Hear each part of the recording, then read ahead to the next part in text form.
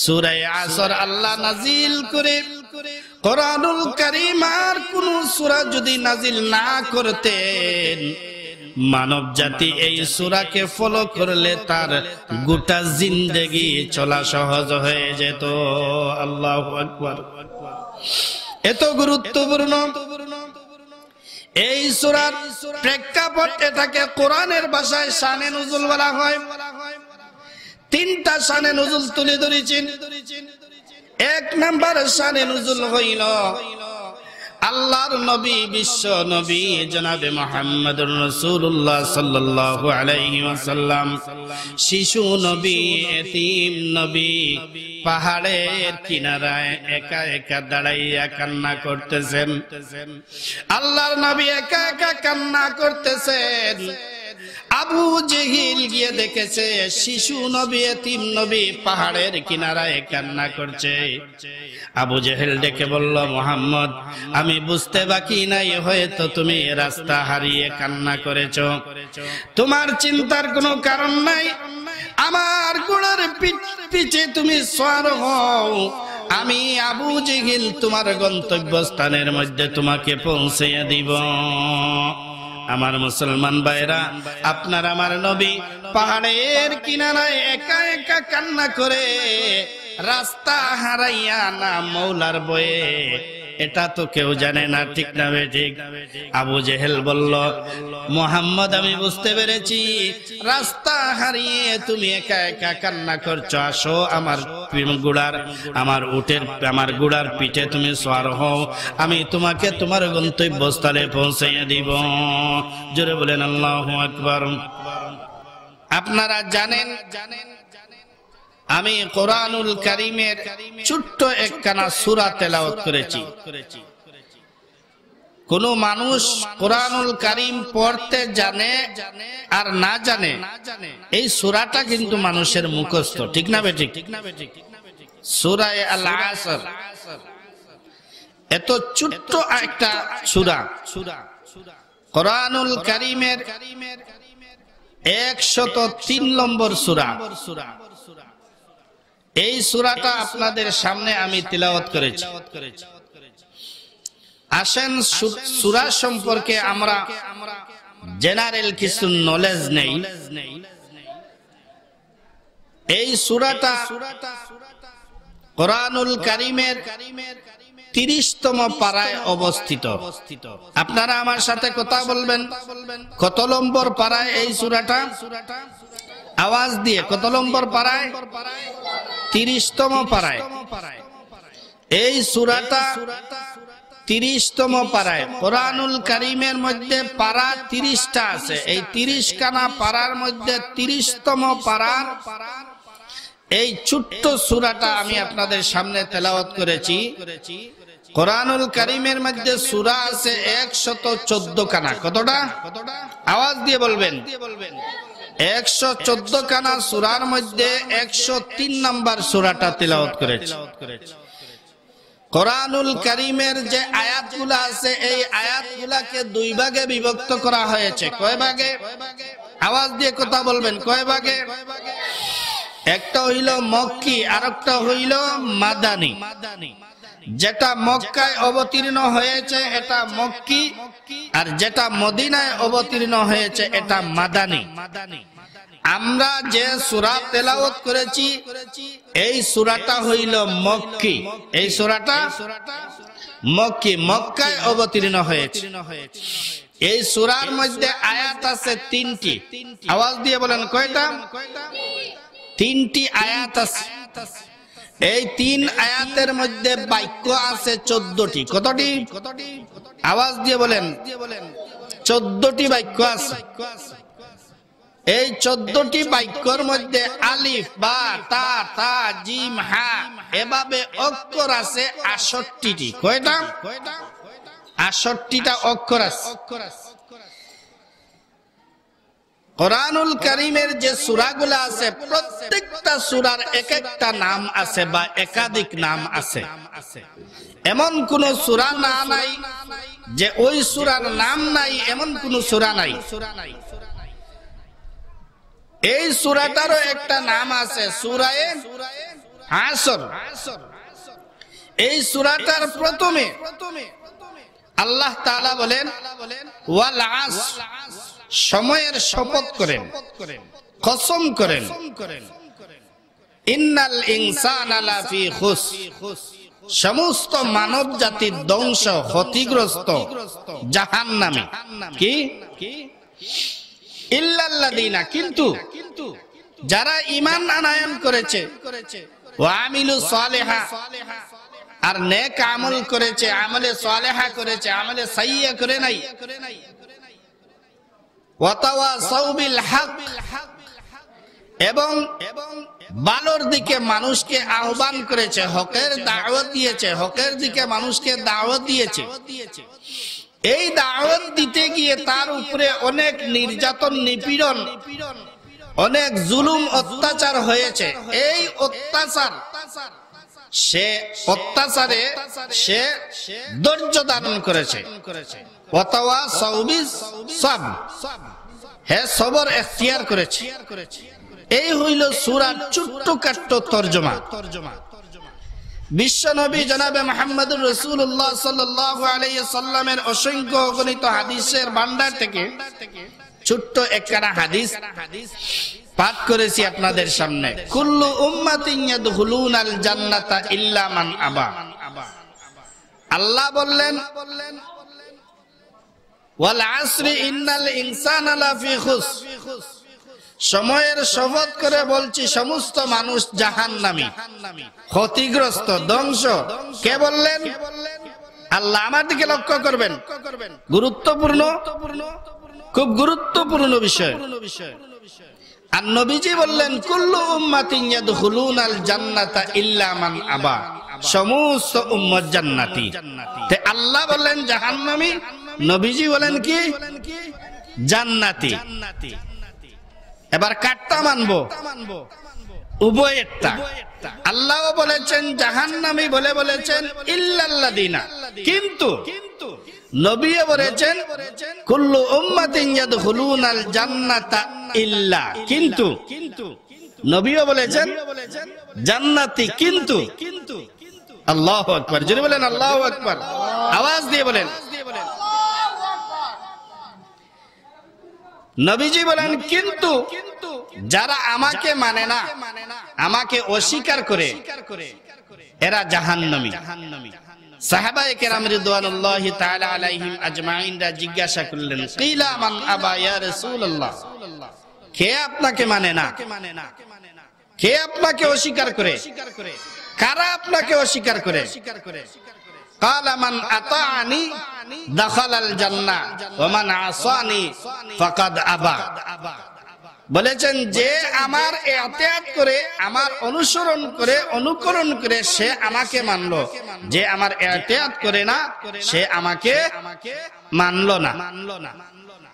তাহলে আল্লাহ বলেছেন ইল্লাল্লাযিনা, কিন্তু যারা ঈমান আনয়ন করেছে এরা ধ্বংস নয়, ক্ষতিগ্রস্ত নয়, জাহান্নামী নয়। নবীজিও বলেন সবাই জান্নাতি, কিন্তু যারা আমাকে অস্বীকার করে এরা জাহান্নাম।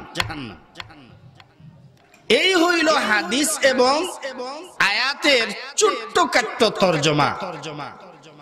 এবার আপনারা যদি দোয়া করেন তাহলে এই হাদিস এবং আয়াতের আলোকে সামনে নিয়ে মুফাসসিরিনে কেরামরা যে তাফসীরগুলো রেখেছেন এর চেয়ে সামান্য কিছু যতদূর সম্ভব হয় আলোকপাত করার চেষ্টা করব। আপনারা সবাই বলেন আমিন। আল্লাহ রাব্বুল আলামিন আপনাদেরকে আমাকে ইখলাসের নিয়তে বলার, আমলের নিয়তে শোনার তৌফিক দান করেন। সবাই বলে আমিন। আমার মুসলমান ভাইরা, আল্লাহ বললেন ওয়াল আসরি ইন্নাল ইনসানা লাফি খুসর, সময়ের শপথ করলেন। আল্লাহ তো শপথ না করেও তো বলতে পারতেন, আল্লাহর কথা দাম আছে, ঠিক না? ঠিক। কারণ এখানের মধ্যে সময়ের শপথ করেছেন, আসরের সময়। এই সময়টা আসরের সময়। মুফাসসিরিনে কেরামরা তার আরেক ব্যাখ্যা করেন যে এই সময়টা একটা মানুষের পুঁজি, অর্থাৎ হায়াত থেকে নিয়ে ভূমিষ্ঠ থেকে নিয়ে মৃত্যুর আগ পর্যন্ত যে সময়টা, এই সময়টা ধরা হয়েছে। আল্লাহু আকবার। এটা হইল মানুষের হায়াতের পুঁজি। এই পুঁজিটা যদি মানুষ নষ্ট করে দেয়, এই পুঁজিটা যদি দুনিয়ার লাইনে লাগায়, মানুষ দুনিয়ার লাইনেও উপকৃত হয়। এই পুঁজিটা যদি আখিরাতের লাইনে লাগায়, আখিরাতের লাইনেও মানুষ উপকৃত হয়। ঠিক না বেঠিক? এজন্য সময়ের শপথ, বোঝা গেল সময়টা অত্যন্ত দামি। শুধু সময়ের শপথ করেন না, অন্যান্য জায়গায় আল্লাহ আরো বলেন, ওয়াদ-দুহা ওয়াল-লাইলি ইযা সাজা মা ওয়াদ্দা'আকা রাব্বুকা ওয়া মা ক্বালা। জুড়ে বলেন আল্লাহু আকবার। আল্লাহ রাব্বুল আলামিন বলেন, والشمس وضحاها والقمر إذا تلاها والنهار إذا جلاها والليل إذا يغشاها والسماء وما بناها। জুড়ে বলেন আল্লাহু আকবার। আল্লাহর শপথ করেন, ওয়াল্লাইলি ইযা ইয়াগশা ওয়ান-নাহারি ইযা তাজাল্লা ওয়া মা খালাকাত যাকারা ওয়াল উনসা। জুড়ে বলেন আল্লাহু আকবার। আমার মুসলমান ভাইরা, আল্লাহ রাব্বুল আলামিন আরো বলেন, ওয়াস-সামা'i যাতিল বুরুজি ওয়াল ইয়াউমিল মাও'উদ ওয়া শাহিদিন ওয়া মাশহুদ কুতিলা আসহাবুল উখদুদ النار ذات الوقود। জুড়ে বলেন আল্লাহু আকবার। আল্লাহ চন্দ্রের কসম করেন, সূর্যের কসম করেন, দিনের কসম করেন, রাত্রির কসম করেন, ইনসান জাতির কসম করেন। আল্লাহ রাব্বুল আলামিন পুরুষ মহিলার কসম করেন। কিন্তু আল্লাহ রাব্বুল আলামিন গুরুত্বপূর্ণ বিষয় বুঝাবার জন্য মানুষকে কসম করেন। এদিকে লক্ষ্য করেন, আল্লাহ যেই সময় তার কথা বুঝাতে চান, ওই সময় কিন্তু আল্লাহ কসম করেন না। আল্লাহ রাব্বুল আলামিন বলেন, কুল হুয়াল্লাহু আহাদ আল্লাহুস সামাদ লাম ইয়ালিদ ওয়া লাম ইউলাদ ওয়া লাম ইয়াকুল লাহু কুফুয়ান আহাদ। জুড়ে বলেন আল্লাহু আকবার। এখানের মধ্যে আল্লাহ রাব্বুল আলামিন বলেন, কুল হুয়াল্লাহু আহাদ, আল্লাহ এক এবং অনন্য, আল্লাহুস সামাদ, আল্লাহ কারো মুখাপেক্ষী নয়, লাম ইয়ালিদ ওয়া লাম ইউলাদ, আল্লাহর কোন সন্তান সন্ততি কোনো কিছুই নাই, আল্লাহ একা। আল্লাহু আকবার। ওয়া লাম ইয়াকুল লাহু কুফুয়ান আহাদ। আল্লাহ রাব্বুল আলামিন বলেন, ওয়ালাম ইয়াকুল লাহু কুফুয়ান আহাদ। আল্লাহু আকবার। আল্লাহ রাব্বুল আলামিন তার বড়ত্বর কথা বুঝাতে কি আল্লাহ রাব্বুল আলামিন শপথ করেন নাই, কিন্তু মানব জাতিকে ওয়াজ করতে, নসিহত করতে, বুঝাতে গিয়ে আল্লাহ রাব্বুল আলামিন শপথ করে মানুষদেরকে আল্লাহ বুঝাইয়া দেন। আল্লাহ বলেন, ওয়াল আসর সময়ের শপথ করেছি। সময়ের শপথ করে আল্লাহ রাব্বুল আলামিন বলেন, ইন্নাল ইনসানা লাফি খুসর। আল্লাহ বলেন সমস্ত মানব জাতি, ইনসান জাতি ক্ষতিগ্রস্তের মধ্যে, ধ্বংসের মধ্যে। যত বড় টাকাওয়ালা হও তুমি ধ্বংস, যত বড় সম্পদওয়ালা হও ধ্বংস, যত বড় অট্টালিকার মালিক হও না কেন ধ্বংস, যত বড় ব্যবসায়ী শিল্পপতি, যত বড় তুমি কলকারখানার মালিক হও না কেন, তুমি ধ্বংস ধ্বংস ধ্বংস। এটা আল্লাহ বলেছেন। এটা কার কথা? এটা আল্লাহ বলেন তুমি ধ্বংস। ইল্লাল্লাযীনা, কিন্তু যারা ঈমান আনয়ন করেছে তারা কিন্তু ধ্বংস নয়। জোরে বলেন আল্লাহু আকবার। এই সূরার যে প্রেক্ষাপটে নাজিল হয়েছে, সূরাটা যে কারণে নাজিল হয়েছে, মুফাসসিরিনে কেরামরা তার তিনটা ব্যাখ্যা করেছেন। তিনটা কারণে এই সূরাটা নাজিল হয়েছে। জোরে বলেন আল্লাহু আকবার। এমনকি ইমাম গাজ্জালী রাহমাতুল্লাহি আলাইহি ওনার কিতাবের মধ্যে লেখেন, আল্লাহর নবী বিশ্ব নবী জনাবে মুহাম্মদুর রাসূলুল্লাহ সাল্লাল্লাহু আলাইহি ওয়াসাল্লাম এবার ঘোড়ার পিঠে সওয়ার হইলেন। আবু জেহেল এবার ড্রাইভিং সিটের মধ্যে লাগাম টান দিয়ে চাবুক লাগাইল ঘোড়াকে সামনের দিকে যাওয়ার জন্য। আল্লাহু আকবার, আল্লাহু আকবার। কিন্তু ঘোড়া তো সামনের দিকে একটা কদম দেয় না। গার মুড়াইয়া সামনের দুপাকে আকাশের দিকে উঠাইয়া আর মওলার সাথে কি যেন বলতে লাগলো তার ভাষায়। ওগো আল্লাহ রাব্বুল আলামিন আরহামার রাহিমিন, রব্বুল আলামিন আপনি একটা বার আমার জবানটা আপনি খুলে দেন, আমি আবু জেহেলের দাঁত ভাঙ্গা জবাবটা দিতে চাই। জোরে বলেন আল্লাহু আকবার। রাহমাতুল লিল আলামিন, ইমামুল মুরসালিন, খাতামুন নবিয়্যিন এইভাবে চিল্লাইতেছে আর বলে, ওগো আল্লাহ মেহেরবান আল্লাহ একটা বার আপনার জবানটা খুলে দেন। আপনি আমি কি মনে করি আল্লাহ রাব্বুল আলামিন যদি ইচ্ছা করেন তাহলে ঘোড়ার জবান কি খুলে দিতে পারেন? আওয়াজ দিয়ে বলেন পারেননি না পারেন না? এইটা বোঝার জন্য আর একটু সামনের দিকে আসেন। ঈসা ইবনে মারইয়াম একদিনের শিশু বাচ্চা, আল্লাহ রাব্বুল আলামিন আদেশ দিয়ে বললেন, মারইয়াম এই বাচ্চাকে নিয়ে তুমি মানুষ সমাজে চলে যাও। মারইয়াম এবার বললেন, ওগো আল্লাহ মানুষ সমাজে আমি যাব, শিশু বাচ্চা নিয়ে আমার বিয়ে শাদী হয় নাই, লোক সমাজে আমি কি জবাব দিব, আমি কি বলবো? লোকেরা যদি জিজ্ঞাসা করে মারইয়াম তুমি বাচ্চা কোথায় পেলে, তাহলে আমি কি বলবো?